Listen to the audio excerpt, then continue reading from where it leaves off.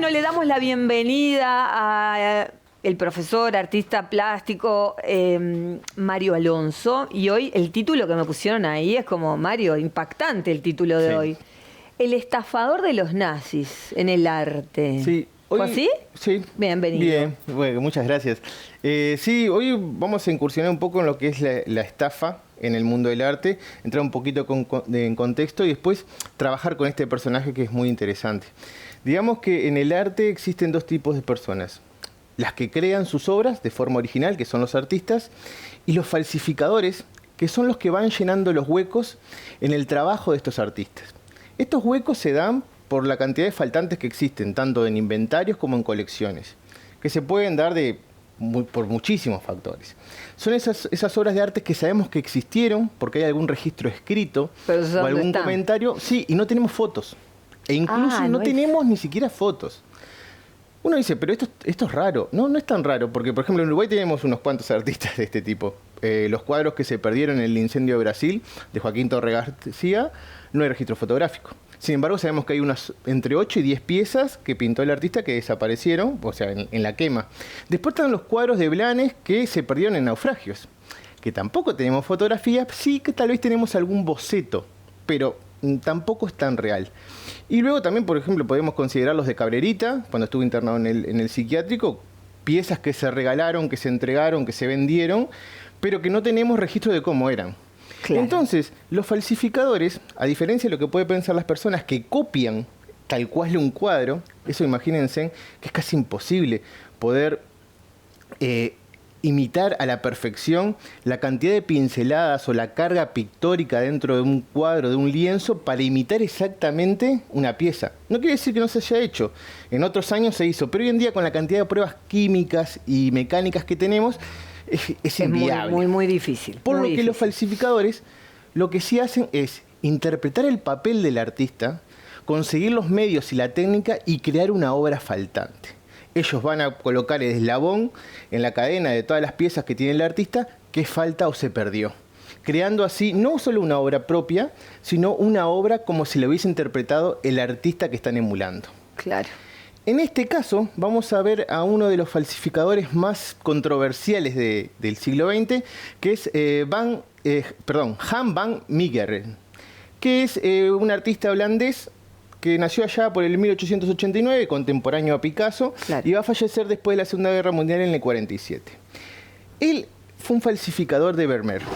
Vermeer es un artista, también holandés de los Países Bajos, que tiene una obra muy escueta, muy pocos cuadros, y se sabe que ha pintado más, pero no se sabe ni cuál es la temática, ni tampoco cómo fueron, porque estamos hablando de un artista del 1700. Claro. Entonces, para ver cómo se desarrolla esta historia, tenemos que tener en cuenta que este falsificador no solo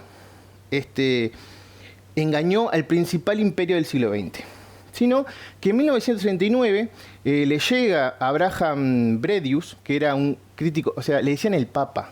No era un crítico, era el crítico de arte de toda Europa. Claro, ¿sí? El Papa. Lo que él decía era palabra santa, lo que él escribía era como si lo escribiese la Biblia. Perdón el simbolismo, sí, pero en realidad se tomaba en ese momento un referente muy importante de la época. Exacto.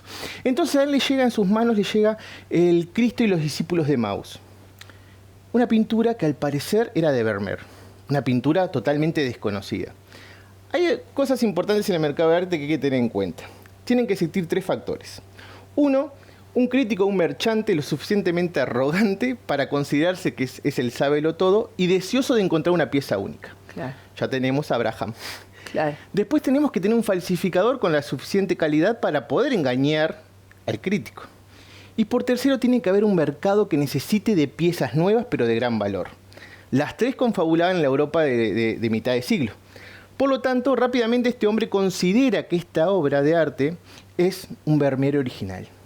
Y esto hace que Han van tenga como cierta apreciación por sus trabajos y se vuelva un poco más atrevido.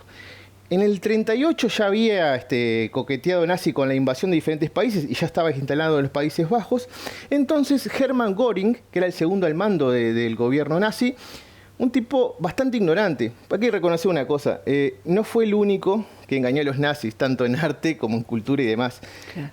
Tenía mucho poderío, pero su conocimiento y su educación era bastante escueta, ¿sí? Entonces eran fáciles de engañar. Y Meggering intenta presentarles una obra nueva. Medio tímido, les presenta a Cristo y la adúltera. Esta cuestión de tener un Vermeer que era único, perdido y que nadie lo conocía, fascinó a los nazis y comenzaron a hacer negociaciones. Meggering lo que hacía era falsificar varios artistas. Se calcula que falsificó unos 200 cuadros, de los cuales no todos se encontraron y posiblemente estén en los museos Obvio. principales del mundo. Claro. Y a varios artistas, pero su principal era Vermeer. En mayo de 1945 termina la Segunda Guerra Mundial y en junio acusan a este falsificador, que todavía no se sabía que era falsificador, de traidor y colaborador de los nazis. ¿Por qué? Porque le había vendido el rico patrimonio pictórico holandés a los nazis. En este momento, Han Van se encuentra en una situación que a ningún falsificador le gusta, darse a conocer. Claro. Es un peligro, pero muy Pierde el encanto. Claro, lo que pasa es que él había leído de forma muy inteligente las leyes de Holanda en ese momento y les llevaba de 1 a 2 años de prisión por falsificar y la pena de muerte por ser colaborador de los nazis. Entonces él rápidamente le dice al juez, no, yo soy un falsificador, ese cuadro y los cuadros que están en Europa, en Francia y en Inglaterra son míos. Le dice, no pueden ser, ¿cómo que son suyos? Sí, déjeme pintarlos y yo le voy a demostrar. El juez puso que Han Van pintara a Jesús y los médicos. Entonces, durante 2 años duró el juicio, donde él fue pintando y revelando todas las técnicas que iba generando.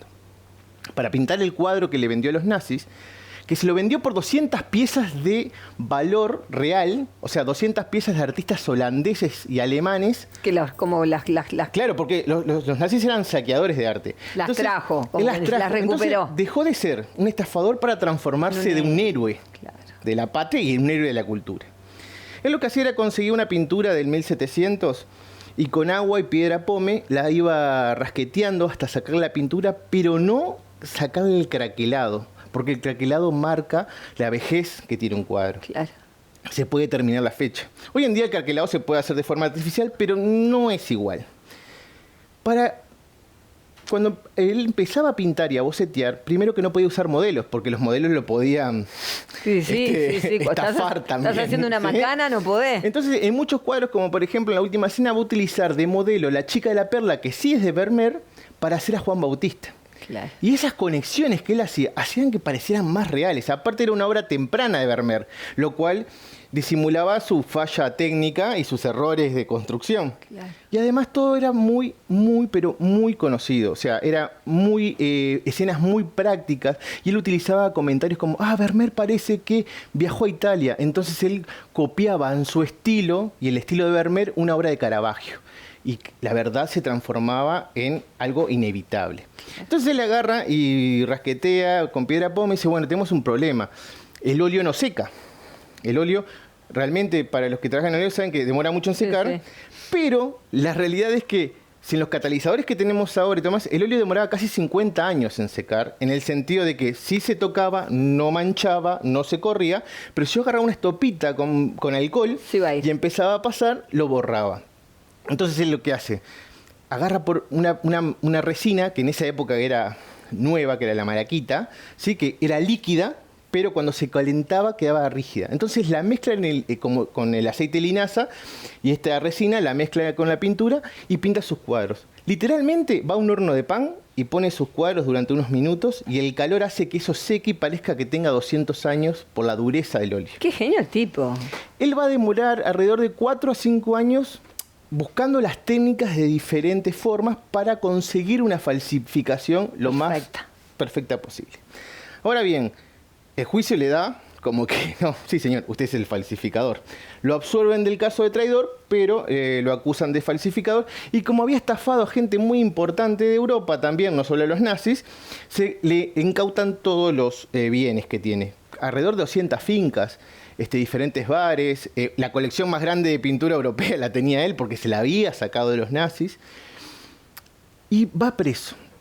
Durante esos 2 años le hacen una cierta cantidad de entrevistas. Y él dice, bien, lo bueno de esto es que si muero en esta cárcel, los Vermeer volverán a ser originales y yo desapareceré de la historia. Claro.